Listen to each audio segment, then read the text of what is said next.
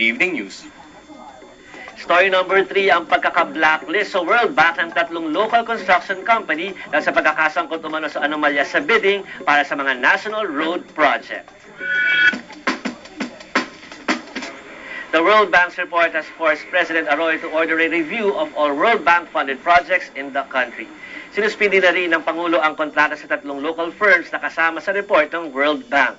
Kasama dyan ang EC De Luna Construction, Philippine Cavite Ideal International Construction and Development Corporation at CM Pancho Construction. Bukod dito, nagbigay na rin ang Malacanang ng 15-day deadline para mailabas ang resulta ng investigasyon sa 3 kumpanya. Maliban sa 3 kumpanya, 4 Chinese construction firms ang nasama sa report ng World Bank.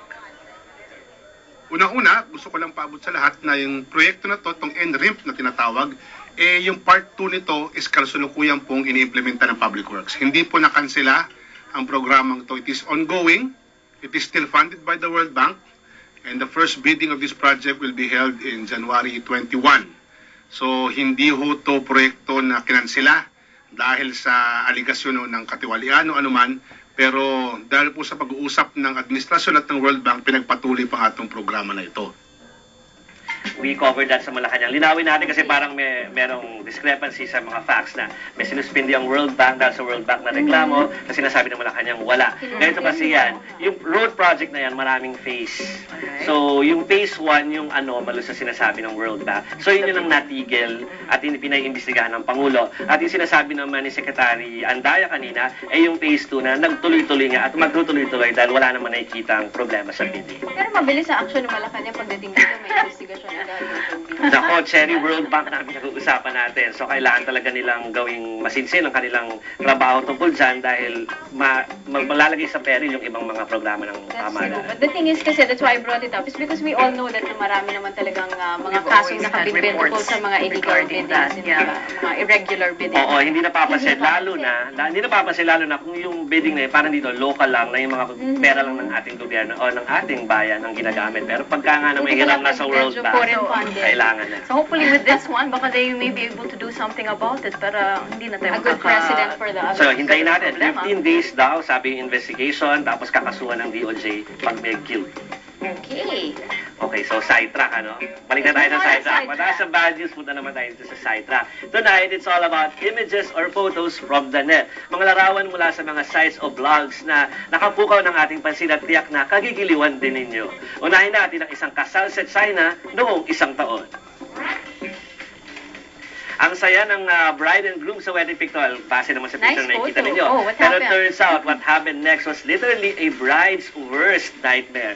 Lumindol at 7.9 sa Richter scale ang lakas ng pagyanig na iyon. At sa sobrang lakas, nagiba ang simbahan kung saan ginagawa ang kasal. Tapos na yung kasal nila, Tapos na, no, nagpipictorial na. But what's miraculous about it is the fact that all the guests in the wedding survived the earthquake. Medyo nasira nga lang lahat ng mga plano kasama na ang wedding reception. By the way, these photos are courtesy of Dragon Photo, ND Daily, and Sohu.com. Puntahan nyo, marami pang litrato na mabuti na lang, nagpipignoran sila na kung na naging photo journalist tuloy yung kumukuha. Actually, maganda yung photos niya. I mean, it's sad because it's supposed to be a wedding day. The photos look like it comes from a film or Hollywood movie, no? Kaya nga, so, nagpunta ka doon kasi photographer ka para sa wedding, naging photojournalist ka.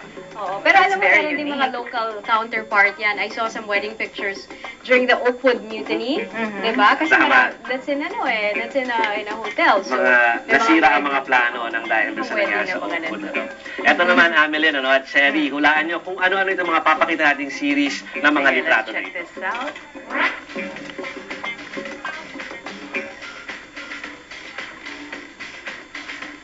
Ayan, hulaan mo yan, Cherry, ha? Amelin, tingnan nyo maigit. Ano yung mga litrato yan? Looks like Ano yan? Water from above and then you're looking at the earth or something? Oh yeah, that... Yan, parang it's like It an looks Okay, like a salit na, digital hindi ito mga painting at hindi rin ito camera trick. Makakuha ito ng NASA sa iba't ibang parte ng mundo bago pumasok ang New Millennium. Gamit nila ang mga satellite nila 400 miles away sa ating planeta. Wow. Sabi sa blog kung saan naroon ang mga images na ito, Even this one, Mother Nature is an abstract artist. Do you agree? The idea was to scan through 400,000 images taken by the Landsat 7 satellite and display only the most beautiful and a handful of the best were painstakingly chosen and and then displayed at the Library of Congress in the year 2000. Hanggang ngayon daw naka-display pa yan. Sana I can Amazing. reproduce that. I mean, parang it's nice to have a copy, no? Maganda Oo. i-print, tapos Yeah, ilagay yeah. sa wall natin. Kasi ano siya, parang painting. Yeah, parang painting. And then, So, ang ganda ng colors. I don't know, it's really Ito, nice. tingnan natin kung gusto mo ito, Amelin. We have more pictures. This time, bisitahin natin ang kilalang building blog. Narito ang koleksyon ni Philip Duhardin, isang Belgian artist who makes images of unexpected buildings sa pamamagitan ng paghahalo niya ng iba't ibang parte ng building para makagawa siya ng original image ng mga skyscrapers niya. Tingnan nyo. Okay, these Kumbaga, aren't, hindi yan these aren't totoong mga actual building. skyscrapers. Hindi siya mga totoong building. Mga So, kumukuha siya ng mga building ng mga litrato, Tapos tapos pinapatong-patong ginagawa niya or ng paraan para maging ganyan na itsura. It's amazing, no? Iba-iba na ang klase ng art ngayon. Yan, parang ano. Parang Lego. Lego. Kaya tayo naisip.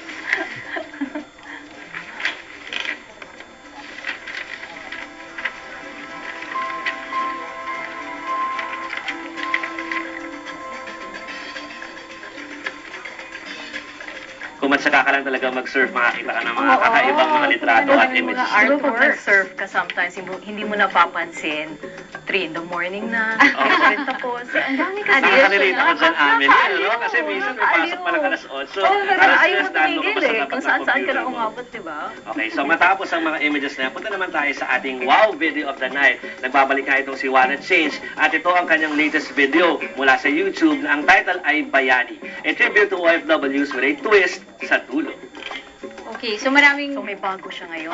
I mean, Si Juana si Change. So si Wanna Change, parang dumadalas yung pagpo-produce ng mga... Kailangan ng videos ganyan na- mga klaseng mga papuri, kailangan ko datong. Kung kami ba binibigyan nila ng trabaho, hindi ko na kailangan umalis ng bayan. Ang hirap naman, nakaasa silang lahat sa aming mga OFW. Magmula sa anak ko hanggang sa presidente. Akala ng mga kamag-anak ko, madali magkudkud ng kubeta. Sa Roma ko nga lang ginagawa, pero paano yun, paano naman, tinagpapadala ko ng picture, syempre lagi akong nakangiti. Alam ka naman magpapicture ako ng umiiyak. Kunan mo nga ako.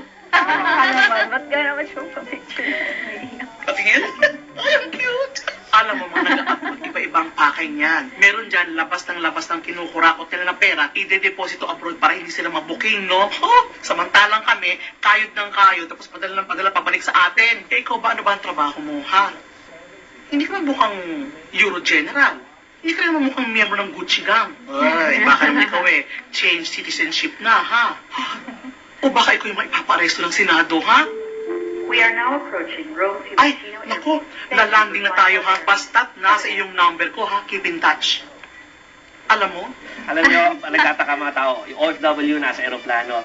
Inspired kasi ito, parang reaction nitong grupo na gumagawa ng Wanna Change videos, dun sa reaction nila nung kay Malu Fernandez na di ba, yung pinatikos niya yung mga nasa loob na nakasabay niya sa coach na Tama. I na remember mga that. OFW. Aeroplano, So, yun ang setting nitong mga patikos ni Wanna Change this time. Pero saludo tayo sa mga makers ng Wanna Change. And every Filipino should really see this series, no? Tama. At okay naman na this time, mga OFWs ang nalagay nila sa spotlight kasi sabi nga, itong taon na to, mga 50,000 o more pa ng mga kababayan natin ang malilayaw at babalik sa ating bansa.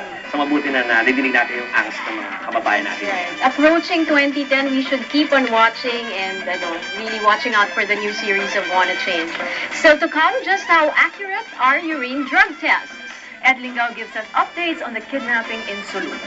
And a hero's welcome for the musical scorer of Slumdog Millionaire.